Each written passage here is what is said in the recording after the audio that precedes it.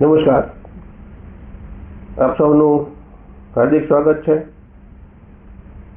YouTube ચેનલમાં education બ્લોગમાં આપ સૌને આવકારું છું. આજે એકદમ જિજ્ઞાસાપૂર્વકનો જાણવા જેવો વિષય ટોપિક આપની સામે પ્રસ્તુત કરવાનો છે. એ ટોપિકનું નામ છે વરસાદી અદ્ભુત દુનિયા, કોરલ રીફ્સની રંગબેરંગી દુનિયા. દરિયાઈ જીવસૃષ્ટિનો એક ટોપિક આપની સામે રજૂ કર્યો, એ પછીનો એને અનુસંધાને જ આ ટોપિક સારી રીતે પ્રસ્તુત કરવાનો પ્રયાસ કરું છું. તો ઘણી બધી જીવસૃષ્ટિઓ, દરિયાઈ જીવસૃષ્ટિઓ જાણવાનો પ્રયાસ કર્યો છે. એમાંની એક જીવસૃષ્ટિ પણ આજે આપણી સમક્ષ પ્રસ્તુત કરવાની છે. ખૂબ સરસ, બધાને મજા આવે એવી, બાળકોને પણ મજા આવે એવી દુનિયાની વાત, વરસાદી અદ્ભુત દુનિયા. શું તમે જાણો છો દરિયામાં ચાલતા કોરલ રીફ જોઈ શકાય? બરાબર ને? આપણે ઘણી વખત સમુદ્ર કિનારે મુસાફરી કરવા ગયા હશું, તો આ મુસાફરી દરમિયાન આવો ક્યારેય વિચાર આવ્યો છે કે આપણે પાણીની અંદર ચાલતા કોરલ રીફ જોઈ શકાય? આવું ક્યાં થાય છે? ચાલો જાણીએ ભારતમાં આવેલા અદ્ભુત કોરલ રીફ્સ વિશે. ખૂબ સરસ કોરલ રીફ. ઘણાને કોરલ રીફ્સની ખબર નહીં હોય,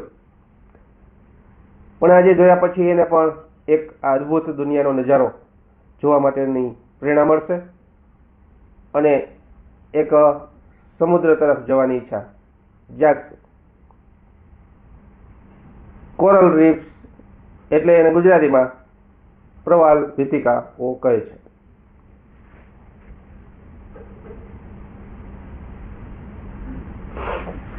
કોરલ રીફ્સ એ દરિયાના પાણીમાં આવેલા જીવંત અને રંગબેરંગી ખડકો છે, જે કોરલ પોલિપ્સ નામના અતિ નાના દરિયાઈ જીવોના હાડપિંજરથી બને છે. મિત્રો, આ કોરલ રીફ્સ એ એક આગળ કીધું એમ ખડકો જ છે, પણ એ ખડકો કંઈક વિચિત્ર એવા છે જે આપણને કાયદેસર જીવ જેવા લાગે. એક દરિયાઈ જીવોના હાડપિંજરથી બનેલા છે, એટલે એને ટચ કરવામાં પણ કેટલીક વખત ખતરો ઊભો થઈ શકે તેમ છે. દૂરથી નજારો રંગબેરંગી ખડકો હોય છે, અદ્ભુત નજારો હોય છે. તો કોરલ રીફ પોલિપ્સ શું છે? અહીંયા ચિત્રમાં આપ્યું જ છે. નાનું જીવ છે, હાડપિંજર બનાવે છે, ઘણા પોલિપ્સ મળીને એક રીફ્સ બને છે. તો મિત્રો, કોરલ રીફ્સ શેનાથી બને છે? આપણે જાણ્યું કે નાના જીવમાંથી ઘણા બધા પોલિપ્સ મળે અને આખું રીફ્સ બને છે. તો તેને દરિયાની વરસાદી અદ્ભુત દુનિયા કહેવાય, કારણ કે અહીં અનેક પ્રકારની માછલી અને દરિયાઈ જીવો અહીંયા રહે છે. ઝીણી ઝીણી માછલીઓ માટેનું આ એક ઘર છે અને ઝીણી ઝીણી જીવાત માટેનું પણ આ ઘર છે. મિત્રો, આને ટચ કરવાથી ઘણા બધા આવા પોલિપ્સ અને નાના જીવો એમાંથી નીકળી પડે છે. તો કોરલ રીફ્સ એટલે શું આપણે જોયું. તો કોરલ રીફ્સ શું છે અને કેવી રીતે બને છે? નાના જીવો, જેને આગળ આપણે જોઈએ કોરલ પોલિપ્સ નાજુક જીવો હોય છે, જેને ટચ કરવાથી પણ એ વધી જાય છે. ઘણી વખત કેટલાક નાના જીવો એવા હોય છે જે તમારા શરીરમાં એક એલર્જી ઉત્પન્ન કરાવે છે ને આપણા માટે ખતરો ઊભો થાય છે. એટલે આ દરિયાઈ જીવમાં ધ્યાન રાખવા જેવું હોય છે. બીજું છે કેલ્શિયમનું માળખું. જો આ કેવી રીતે બને છે એની વાત થાય છે. પહેલા નાના જીવો, જેને પોલિપ્સ કહેવાય, એ ઘણા બધા પોલિપ્સથી કોરલ રીફ્સ બને છે.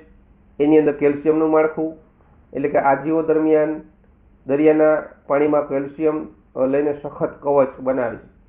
એને જો તમે પાણીમાં ધ્યાન ન રાખો અને પગ આવી જાય અથવા તો હાથ ક્યાંક ટચ થઈ જાય, તો એ એક છરીની જેમ ધારદાર હોય છે, એ તમારા શરીરને નુકસાન કરી શકે તેમ હોય છે. એટલે એ પણ ધ્યાન આપણે રાખવાનું હોય છે. એટલે કેલ્શિયમનું આખું માળખું હોય છે. તો કોરલ પોલિપ્સ એનાથી સખત બને છે, સખત કેલ્શિયમના માળખાથી બને છે. ત્રીજું છે પેઢી દર પેઢીની રચના છે. કરોડો વર્ષોથી મૃત કોરલ અવશેષો પર નવા કોરલ ઉગે છે, જેથી વિશાળ ખડકો બને છે. એટલે ઝીણા ઝીણા જીવંત નવા કોરલ હોય, જૂના મૃત કોરલના અવશેષો હોય, એના આધારશિલા પથ્થરો હોય છે. તો આ રીતે કોરલ રીફ્સ બને છે. તો જુદી જુદી પ્રક્રિયા છે એની બનવાની, પરંતુ એ ખૂબ જ રંગબેરંગી ખડકો અને એનો કંઈક નજારો, આહા, સરસ મજાનો નજારો આપણને દરિયાની અંદર જોવા મળે છે. તો દરિયા માટે એનું મહત્વ શું? આપણને જો આટલું ગમતું હોય તો દરિયા માટે પણ એનું કંઈક મહત્વ હોય છે. તો આ કોરલ રીફ્સનું દરિયા માટે તેનું મહત્વ શું છે એ જોઈએ તો પહેલું, ઘર. તો દરિયાના 25%થી વધુ જીવો આ ખડકોમાં આશ્રય મેળવે છે. ઝીણી ઝીણી એવી બધી જીવાત અને નાની નાની માછલીઓ, રંગબેરંગી માછલીઓ, એના માટે એક આ ઘર છે અને એમાં ઘણા બધા જીવો રહે છે. બીજું છે રક્ષણ. તો દરિયાના મોટા મોટા મોજાઓ આવે છે, વાવાઝોડા આવે છે, તો એનાથી શું થાય છે? કિનારાનું રક્ષણ થાય છે. કિનારો ધોવાઈ જતો નથી, કારણ કે આ કોરલ રીફ્સ છે એ આખા કિનારાને જકડી રાખે છે. ત્રીજું છે મોટામાં મોટી રીફ. તો ઓસ્ટ્રેલિયાની ગ્રેટ બેરિયર રીફ, આપ સૌ આ શબ્દથી વાકેફ હશો. ઓસ્ટ્રેલિયાની ગ્રેટ બેરિયર રીફ દુનિયાની સૌથી મોટી કોરલ રીફ છે. તો આ કોરલ રીફ એટલે નાના નાના પથ્થરો, એવા પથ્થરો જેમાં ઘણા બધા જીવો માટે ઘર મળે છે, દરિયાઈ કાંઠાનું રક્ષણ આપે છે. અને આવા કોરલ રીફ્સ વિશ્વની અંદર મહાસાગરોમાં ઘણા બધા જોવા મળે છે. કોરલ રીફ્સ એ દરિયાની એક વરસાદી અદ્ભુત દુનિયા છે, જે જીવને ટેકો આપે છે અને કિનારાને ખૂબ જ સુરક્ષિત રાખે છે. મિત્રો, તો આ દરિયા માટે તેનું આ કોરલ રીફ્સનું મહત્વ છે. પણ એની સામે જોખમો પણ હોય છે, અને જોખમોથી બચવા માટે શું કરવું જોઈએ? બરાબર ને? તો કોઈ પણ વસ્તુ હોય એના ફાયદા અને ગેરફાયદા હોય, તો અહીંયા જોખમ પણ છે અને એના બચાવ પણ છે. તો ગ્લોબલ વોર્મિંગ, આ શબ્દથી પણ બધા વાકેફ છો. તો દરિયાનું તાપમાન વધવાથી કોરલ સફેદ થઈ જાય છે. જો આપણે ચિત્રમાં જોઈ શકો છો કે જેમ જેમ તાપમાન વધુ થતું જાય એનું બ્લીચિંગ છે એ વધતું જાય છે. એટલે કોરલ રીફ છે એ સફેદ થતા જાય છે અને એક દિવસ જે છે એ નાશ થઈ જાય છે, એટલે કે મૃત્યુ પામે છે. અને જીવંત છે કોરલ એ કેવા હોય છે? રંગીન. એ પણ ચિત્ર મૂકેલું છે, એ પણ જોઈ શકો છો. તો વધુ તાપમાન દરિયામાં ગ્લોબલ વોર્મિંગને કારણે થતું હોય તો આ વસ્તુ બને છે. બીજું, પ્રદૂષણ. તો આપણે બહુ ખરાબ સિસ્ટમથી ટેવાયેલા છીએ, કારણ કે આપણે ગમે ત્યાં કચરો ફેંકીએ છીએ, પાણીમાં કચરો ફેંકીએ છીએ, પાણીમાં ગમે તે પધરાવીએ છીએ. તો એના કારણે ઘણા બધા દરિયાઈ જીવસૃષ્ટિ ઉપર ખતરો મંડરાઈ રહ્યો છે. તો પ્લાસ્ટિક અને કેમિકલ યુક્ત કચરો આ સુંદર દુનિયાને નષ્ટ કરે છે. બરાબર ને? તો દરિયા કિનારે આવેલા કેટલાક ઉદ્યોગો છે, ઔદ્યોગિક ઝોન છે, એમાંનું કેટલું પ્લાસ્ટિક છે, કેટલું કેમિકલ યુક્ત પાણી છે, તો આ બધું જ દરિયામાં ઠલવાય છે અને એના કારણે આવું સરસ મજાની દુનિયા છે એ દુનિયા નાશ પામે છે. એટલે પ્રદૂષણ બીજું જોખમ છે. આપણે શું કરી શકીએ એના માટે? તો પ્લાસ્ટિકનો ઉપયોગ બહુ બને ત્યાં સુધી ઓછો કરીએ, દરિયાનું પાણી અને કચરો ન ફેંકીએ, કોરલ રીફ્સનું આપણે સંરક્ષણ કરીએ અને જાગૃતિ ફેલાવીએ. તો જો આવું આપણે કરીશું તો આ દરિયાની સૃષ્ટિ છે એ દરિયાઈ સૃષ્ટિ આપણને એક ખૂબ સરસ રીતે આપણને આપણું રક્ષણ પણ કરી શકે તેવી એમાં ક્ષમતા હોય છે. આગળ જોયું આપણે રક્ષણ બાબતે કે દરિયા કિનારાની ખૂબ જ રક્ષા કરે છે અને આપણા માટે એક સારી બાબત એ કહેવાય. તો કોરલ રીફ્સ અંગેનું જ્ઞાન થોડુંક આગળ મેળવીએ.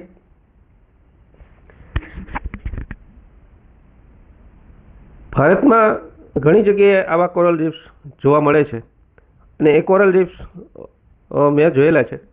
બધાને આ એક વખત જોવા માટે વિનંતી કરું છું.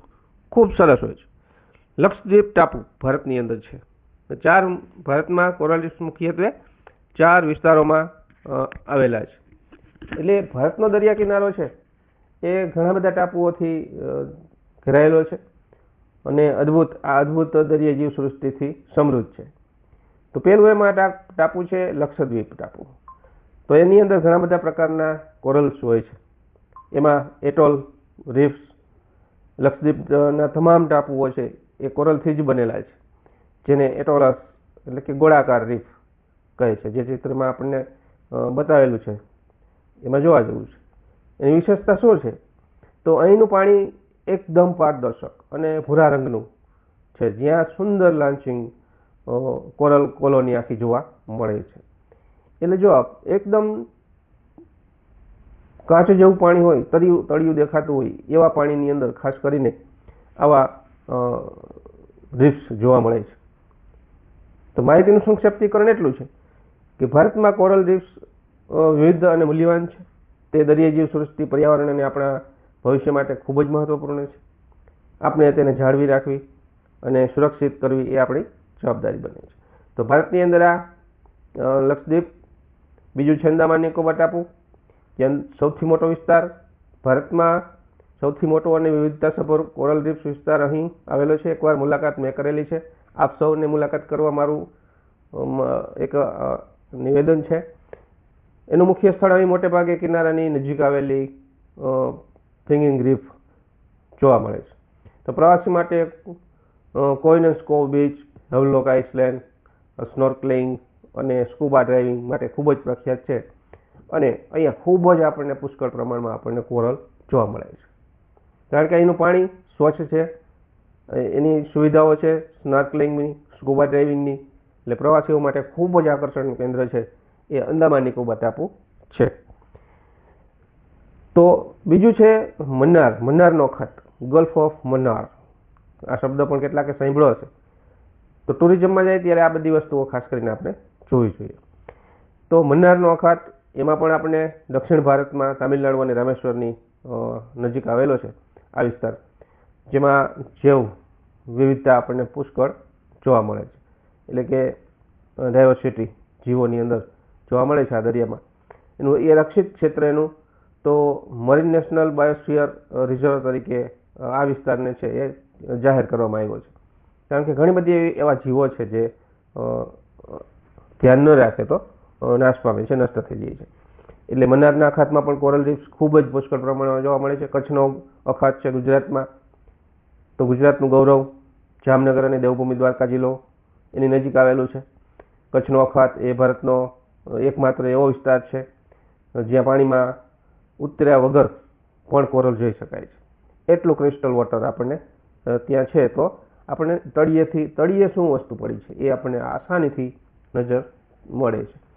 તો અહીંયા અનોખો અનુભવ એવો થાય કે આ મરીન નેશનલ પાર્ક છે એ અંતર્ગત આવેલા એક નરારા ટાપુ, નરારા રીફ, પિરોટન ટાપુ, એની પર જ્યારે લોટ રાઈડ થાય સમયે તળિયે ચાલીને પણ આપણે પગપાળા, અને એમાં પરવાળા છે, ઓક્ટોપસ છે, સ્ટારફિશ છે, આવા લાઈવ જોઈ શકાય છે. તમે હાથમાં પણ લઈ શકો.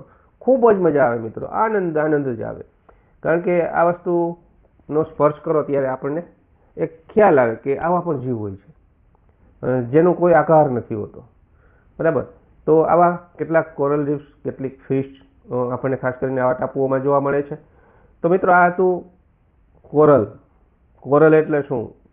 તો એક પ્રકારનો ખડક છે અને એ ઘણા બધા રીતે આપણને ઉપયોગમાં આવે છે. અને જુદી જુદી જગ્યાએ ભારતમાં અને વિશ્વમાં પણ ખાસ કરીને આવા કોરલ રીફ્સ જાણીતા છે, જોયા જેવા છે. ટુરિઝમમાં જાઓ ત્યારે ખાસ આ જોજો. તો અહીંયા આટલી માહિતી મેં આપવાનો સારી રીતે એવો પ્રયાસ કર્યો છે, બરાબર. અને આ વિડીયો બનાવીને આપ સુધી એક માહિતી, એક જ્ઞાન સંચાર થાય, જીવનમાં ક્યાંક ઉપયોગમાં આવે એ માટે મૂકવાનો પ્રયાસ કર્યો છે. તો આ જો વિડીયો ગમ્યો હોય તો લાઈક કરો, શેર કરો, કોમેન્ટ કરો, વધુને વધુ મિત્રો સાથે શેર કરો, જેથી કરીને આ વસ્તુથી વાકેફ થાય કે કોરલ શું છે. તો દરિયાઈ જીવસૃષ્ટિના આગળના ટોપિકને અનુસંધાને આ મૂકવાનો પ્રયાસ મેં કર્યો હતો. આશા રાખું ગમે. ફરી મળીશું નવા વિડીયો સાથે. રજા આપશો. ધન્યવાદ.